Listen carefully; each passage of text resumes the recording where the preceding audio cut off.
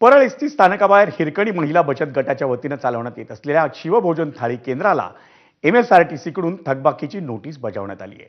Parel ST स्थानकाबाहेर असलेल्या या शिवभोजन थाळी केंद्राच्या थकबाकीची बातमी ही ABP माझानं सर्वप्रथम दाखवली होती।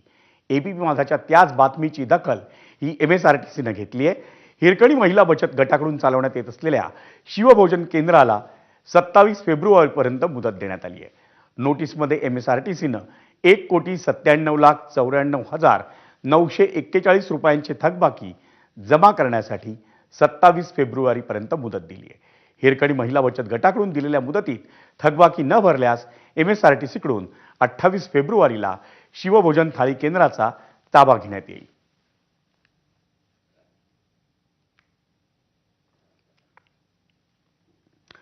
मुंबई पुणे द्रुतगती महामार्गावरचा मिसिंग लिंक प्रकल्प पूर्ण झाल्यानंतर प्रायोगिक स्तरावर